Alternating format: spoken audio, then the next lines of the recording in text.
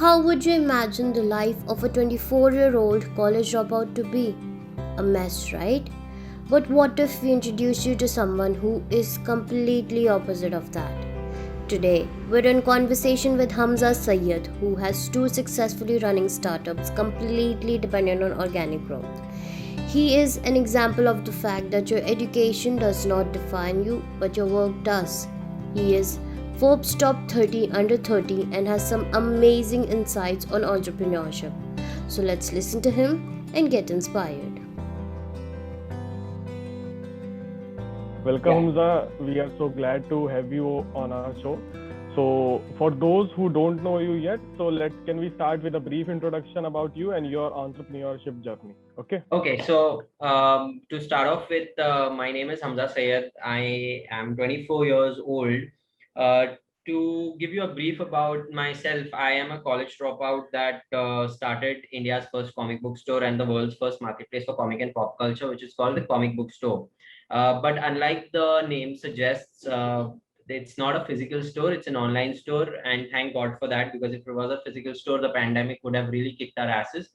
But thankfully, since it's an online store, the pandemic was more of a a blessing in disguise. It kind of skyrocketed our business to unimaginable lengths in the last year, and it's just given us the boost that we kind of needed, kind of motivated us to go and pursue and keep working further and further. And it's really highlighted the company into a lot of VC circles till Silicon Valley with Sequoia. Just we just had a call last week with Sequoia. We've had a few calls in the last weeks with a few VCs, including one of which was Sequoia. So things have been really well since I've started my entrepreneurial journey. It wasn't well initially. I mean, the path to here, the journey here was really difficult and with a lot of bumps on the way. But thankfully, it all worked out. So the comic book store, in a nutshell, is India's first comic book store and the world's first marketplace for comic and pop culture.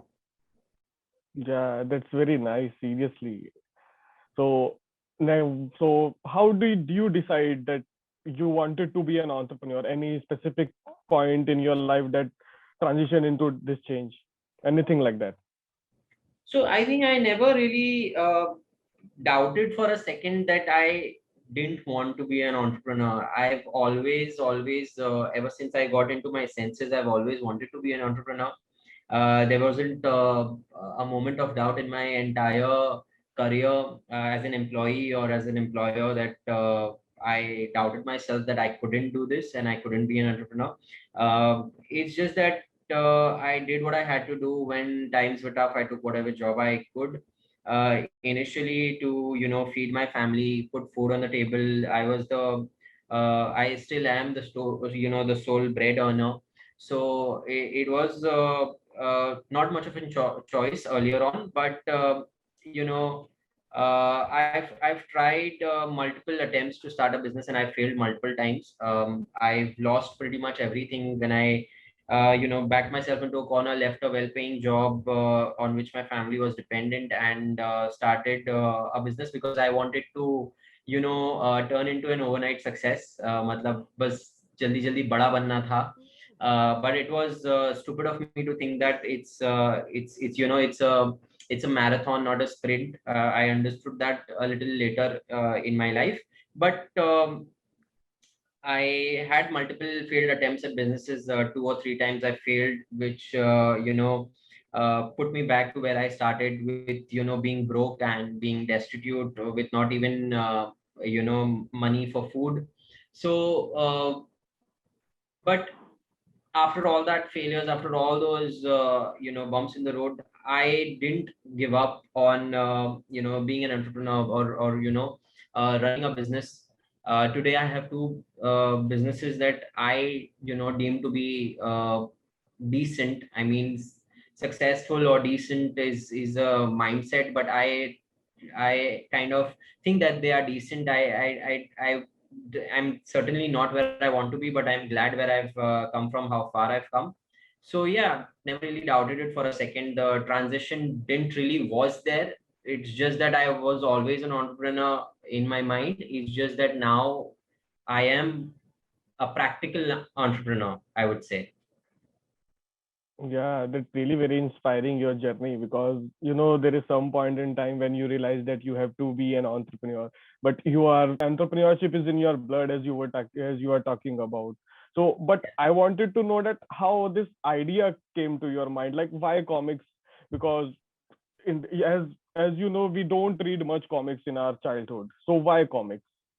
So exactly like you said, you don't read a lot of comics in your childhood because there aren't comics available. When we were growing up, I was a I was an introvert. I was a loner. I was a huge nerd, and I still am most of those things. But a majority of my childhood went into cartoons and went into superheroes. I think it's for most of introverts and loners growing up that most of their childhood goes in front of either a TV screen or in front of a book. In my case, what happened was that I was so obsessed with these cartoons that I saw on the television that I wanted to know more. I wanted to find out more. I wanted to dig deeper and find out more about their lives. This time, talking, pre MCU, pre Marvel Cinematic Universe, before Robert Downey Jr. was Iron Man. I knew these characters long before the majority of people found out. So it started as an obsession, and it kind of just grew on with me. But like you said, the reason why you didn't or we didn't read a lot of comics growing up was because we didn't have access to them. Now that still is the scenario in India. I mean, before I started the comic book store, and it's still a scenario for a lot of people that don't know about the comic book store. A lot of people want to invest in comics, want to read in comics, but they are incapable of finding one. That's why I started a comic book store. It's We sell comics starting from 99 rupees to lakhs and lakhs of rupees, which are usually signed copies, graded copies, or like really really rare copies. So that's the whole idea. That was the whole obsession that kind of led to that. I kind of it was in the back of my mind when I was growing up. So I went from job to job, and then the Marvel Cinematic Universe ka boom happened. Um, so during that time, I realized it was around, I think, in 2017 where I realized कि यार, I mean, इतना craze है, but इन लोगों को actual stories पता नहीं है. These are just obsessed with the characters that these actors play on the screen, but they don't know. I'm sure they would love to find out. For example, Avengers Endgame ended differently in the comics as compared to the version that we saw, and the one that is in the comics, the finale which is in the comics, is far more interesting than the finale that happened in Avengers Cinematic Universe. So that was the whole idea. So in 2017 I kind of bumped into this idea where I was watching a lot of Western TV shows, and I thought to myself that what, there are a lot of comics in abundance in the US and in the Europe, and it's sort of a pity that it's not there in India. So and it was a personal problem. See, every great startup comes from a personal problem of the founder. Like, it's the seed is a personal problem which the founder faced in his life or in her life. So that's what it leads to them, leads them to start what they eventually turn out to be great products or great companies, or like multi-million corporations. So it's always, it stems from a personal dilemma, and which was for me. I was unable to find comics in my childhood. I just don't want that to be repeated with anybody else, not even in childhood, but in their adult lives as well. So that's kind of how I came up with the idea, and did an initial informal survey, got a great response. Then kind of just started with my journey, which I'm sure I will get to explain to you in the next set of questions, I believe. Yeah, I mean, I can relate as well, because I used to do these kind of things being an introvert, and and I and I can also assure you that our most of the audience can relate to these things as well, because lying in front of the TVs and just watching cartoon series, like I myself very fond of watching DBS and reading DBS manga, and even currently I am doing this. But yeah, your initiative is providing the hard book of the copies is really very interesting, because today we used to watch videos of summary on YouTube and on other platforms, but a hardcore fan like we and most of our audience are. So it's really very great initiative that you are going through. Yeah. Thank you. So what is your, just to ask out of curiosity, what is your favorite comic character? Actually, for a person who runs a comic store, it's I can't answer that because I may start riots in my circles. But I've always been a fan of Batman. I mean, he's kind of a badass. He's kind of a loner and a genius, which I kind of relate to. But yeah, I've always kind of looked up to Batman. It's kind of always been one of my favorite characters. Again, I don't want to take sides. I don't take sides as a person who runs a comic store. I can't be biased towards any character. But yeah, I mean, Batman, Superman, all of these characters really hit point with me. So I kind of relate to most of them. Yeah, but you got your bag. I also like Batman also. This Yeah, plus one yeah, vote. most people. Yeah. So as you were saying that you were a full-time employee prior starting to this. So how did this transition from being an employee to an employer take place? So, initially it wasn't much of a transition because when it starts, it's always just one person doing the job of 20 other people. Like it is with any startup that the entrepreneur has to run around the place everywhere and take a job of every other person. I, I started the comic book store from my living room, so most of my stock was kept. I didn't have funds to afford an office. So most of my stuff was kept in my living room in the hall where I used to work. There was a small computer table with a computer on it. So I used to work there, and the stuff, the boxes was kept next to me. So that happened for close to 6 to 8 months that I was still in my working from my living room, and I was doing the job of every base level employee that a startup has. Like for example, a web developer, graphic designer, a person who packs the orders and sends them out, dispatches the products. So till this date, I do a lot of packing of orders myself. So it really hasn't changed that much.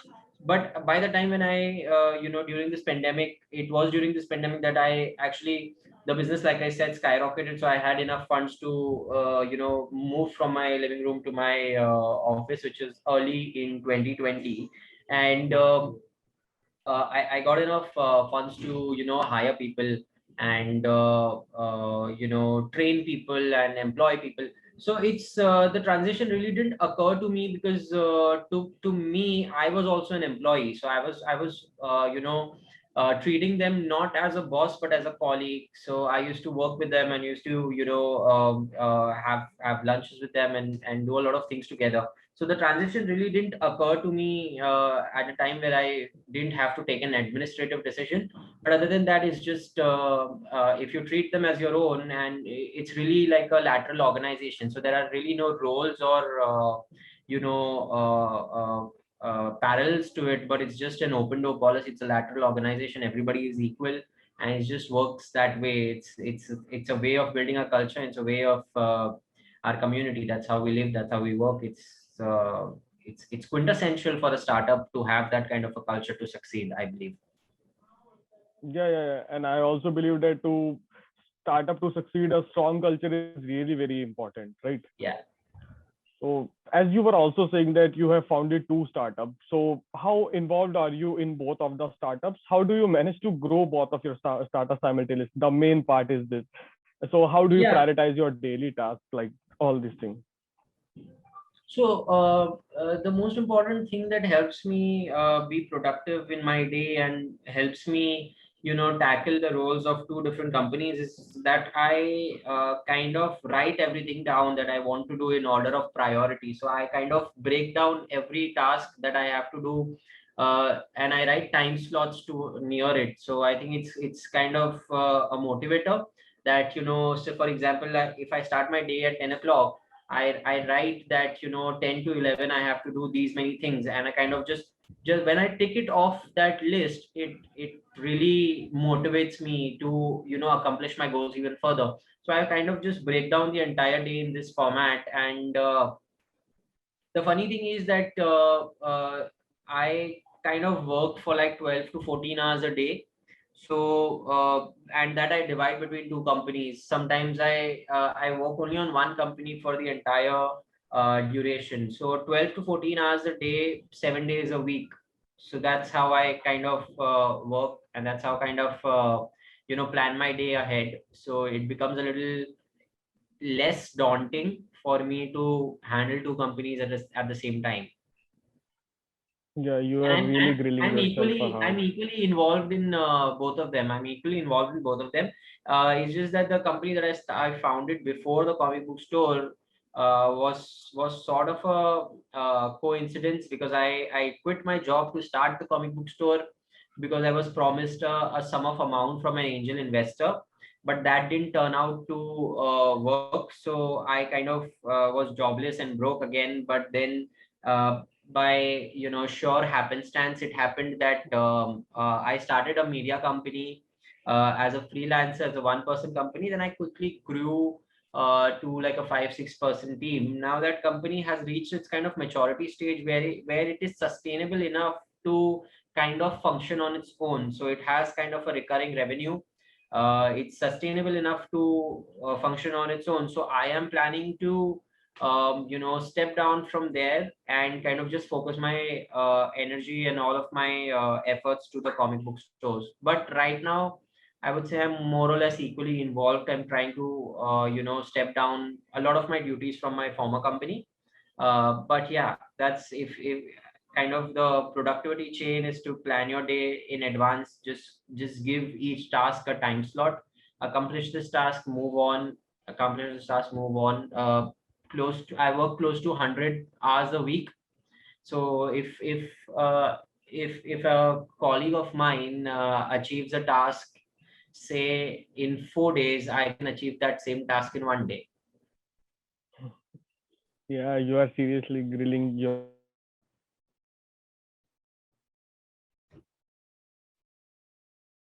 yourself very hard, right? So everyone wants to eagerly know that how a true entrepreneur manages times, and you are simultaneously running two business. So any tips you could give?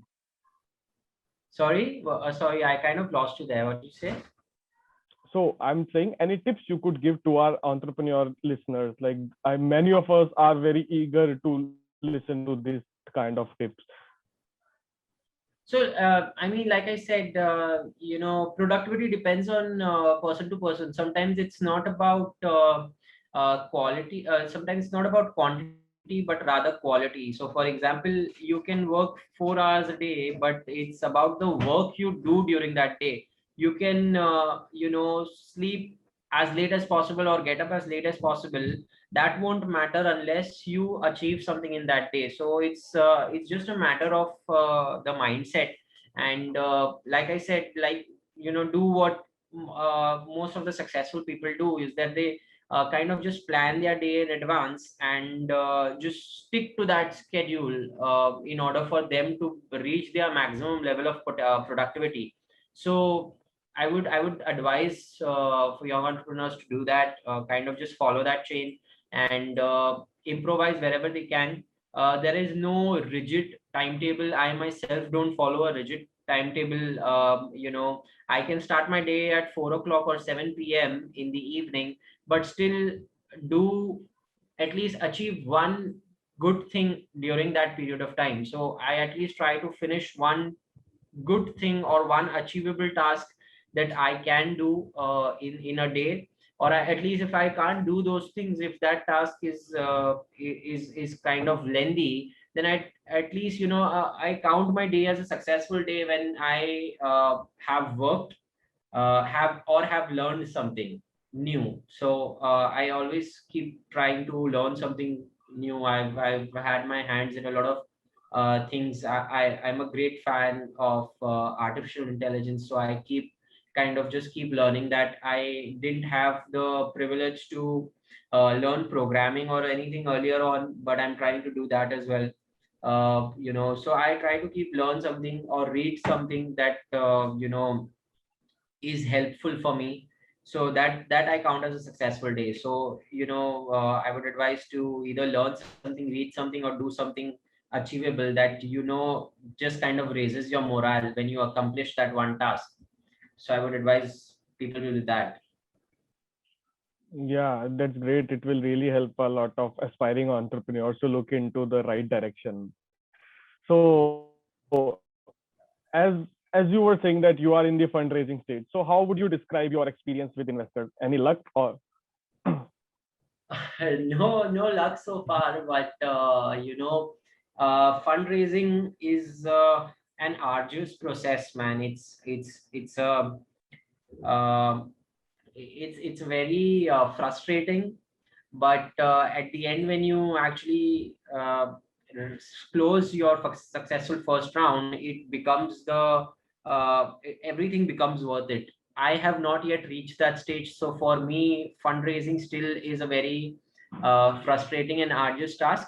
But the company's been bootstrapped for the last 2 years. Both my companies rather have been bootstrapped for the last 2 years. So the growth here, according to me, has been gradually slow. For example, if I had raised funds, I would have achieved milestone X in 3 months, whereas in a bootstrap scenario, that milestone is achievable in 1 year. So that is the kind of a delay in progress. So it's a gradual upward trajectory, but it's an upward trajectory nonetheless. So I'm happy with that. But yeah, I mean, fundraising, very, very few lucky people, kind of raise their funds in seed stage, or, in pre-ideation, or, pre-launch stages. For most of us, it's a really difficult journey. I am right now trying to raise, at the seed level, but my valuation, because since it's a post revenue company, my valuation is close to 10 crore rupees. So yeah, so that's kind of the journey that it's been. But this, for example, the valuation of 10 crore rupees, if it wasn't bootstrapped, would have been accomplished, I think 6 months or 8 months from inception. It would have been accomplished if it had raised funds. But now we are at 1.5, almost 2 years. So yeah, it's a gradual process, but nonetheless. Yeah, it's really very difficult to grow your company without raising funds, only by bootstrapping, because you're saving a Yeah. penny by penny. Yeah.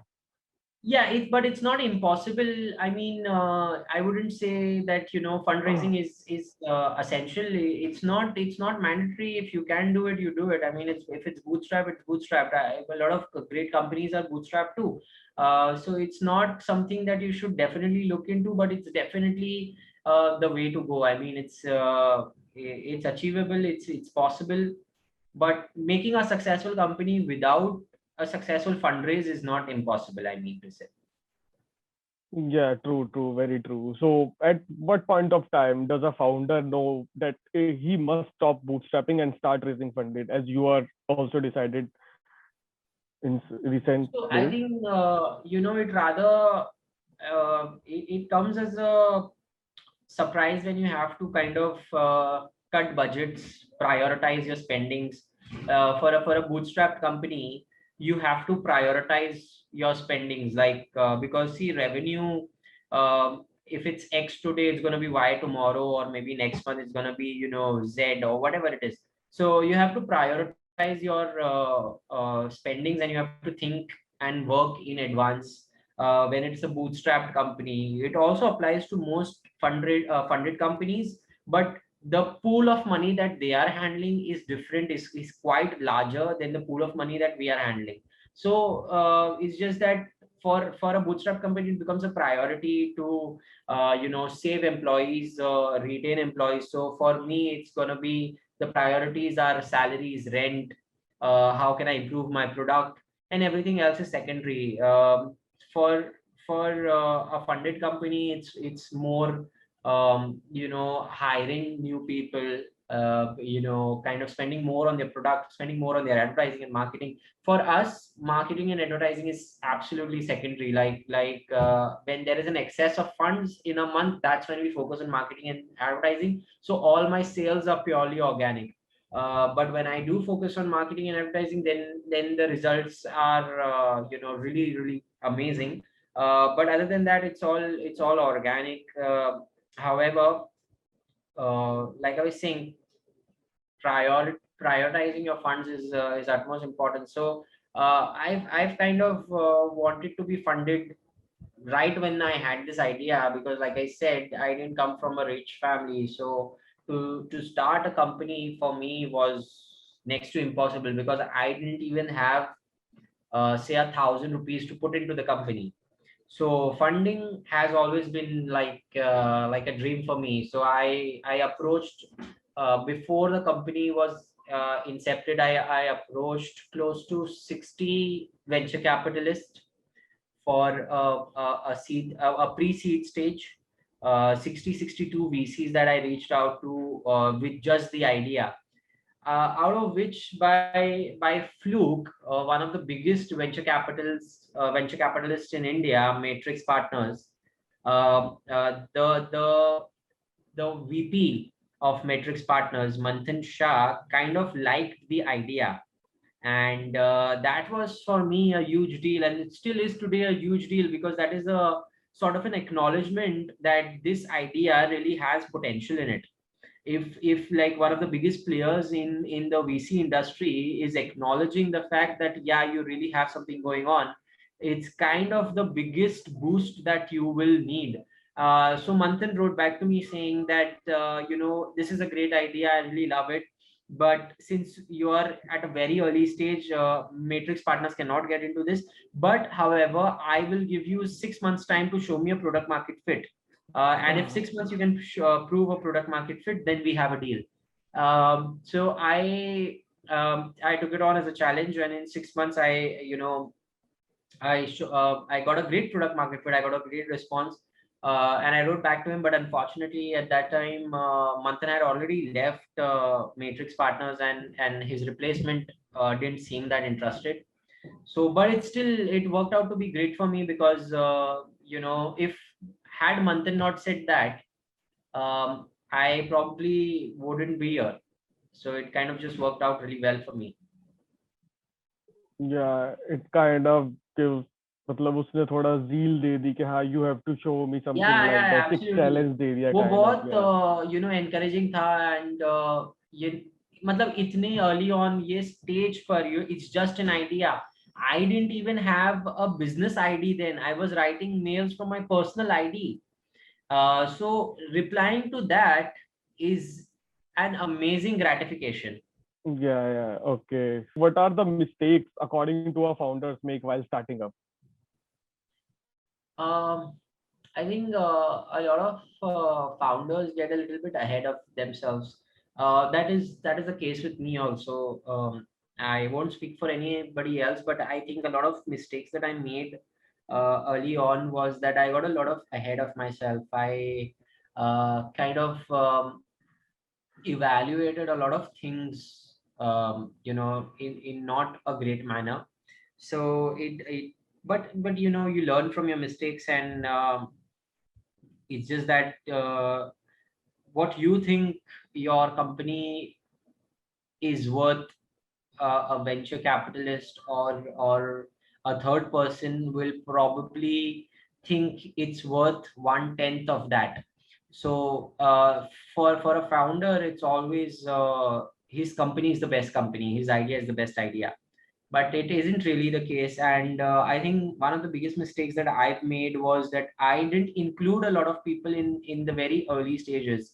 I was always worried that if I share my idea with somebody else, they're going to steal it. It's not going to happen. Your idea will be it's your intellectual property. If you share it with others, you're going to get a lot of great advice which you may not think of. But uh, uh, these people, they may have the money, but they don't have the time to steal your idea, man. They get hundreds of ideas every day.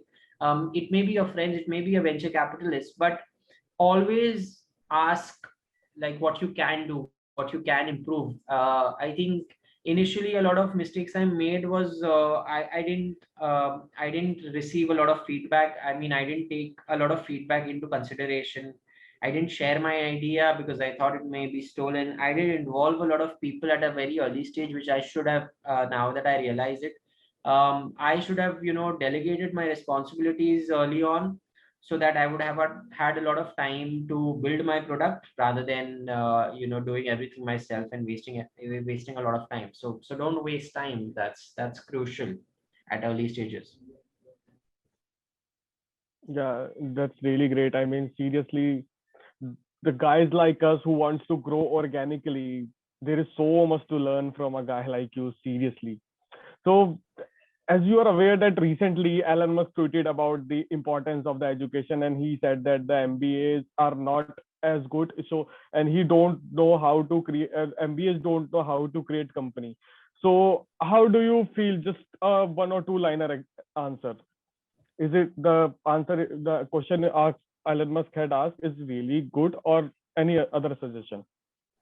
No, I 100% believe that, man. I think MBA is a waste of time and money. Even when I was employed, being a college dropout, I was leading a team of MBAs who were getting paid 10,000 less than me because they didn't have the experience that I had. The years that they spent in college, trying to learn and do everything and become an MBA, I was out there working and gaining that experience, which put me at a position which was higher than them, which put me at a pay structure which was higher than them. So I agree with what Elon Musk said. MBAs can't make companies. MBAs are great as employees, but I think that's where they would be. For the time being, it's just that they are great as employees and they are great as colleagues, but they are not company builders. For a company builder, for a founder, you need to, be out there in the world, be, taking in experiences, getting your hands dirty. That's what a founder's lifestyle is. That's what an entrepreneurial journey is. But for an MBA, I think, yeah, I agree with that. So, do you feel any flaws in our education system? I see. I don't think I'm at a standpoint to comment about the education system because I was I was not a part of it for a very long time. The highest education on my under my belt is I'm a 12th ISC passed. But other than that, I don't have a lot of qualification to comment on the flaw in an education system. Yeah, but I think um, I don't know what goes on in an MBA or a business college. I actually am not at a standpoint, like I said, to comment on the educational system. I'm sure it's great, but it depends on person to person. MBAs do succeed in life, but their level of success is different from the level of success of probably a different person. So it differs from person to person. Okay, okay, quickly. So, last question, that's it, then we'll close. So, you are Forbes 30 under 30, the best part I'm feeling right now. How hard did you work to get into Forbes 30 under 30? Any tips you could give to us? So it really it's kind of I don't know how to put it, man. If you just build a great product, people are gonna follow that. People are gonna use that, and people are gonna definitely gonna talk about that. It's more about making a customer journey an experience rather than just selling your product, and it's more about solving a problem rather than just making money. As founders grow in their early stages, they think money is everything. The money is success. Money is not success. As you grow, you'll understand that money is secondary. The reason why I want to raise funds from VC is not because of the check that they can write, is because of the resources and the network they bring to the table. So money is always going to be secondary. It's just that you build a great product, people are going to talk about it. You try to keep your customer at the priority, just give them a great experience, and I'm sure the word will go out, it will spread. And more important than anything is that you have to solve a real world problem. I see my product as a solution to one of the greatest problems that I've ever faced. So yeah, it's just that do what you do, just keep on hustling and just keep on building a great product, solve a real problem, and build a great customer experience. And that's how Oh, I define success. okay, thanks a lot. It was great having you on the show. You really inspired us surely and our audience to work towards their goals. Nothing is impossible, and your works prove it, right? Seriously. So thank you so much for coming on board and doing this. And we still have a lot of questions to ask from a guy like you, a true entrepreneur. So we'll be in touch and we'll keep posting such kind of questions to us, and you guide us as much as you want. Okay. I will be honored to do that. Thank you so much. Yeah, thanks a lot.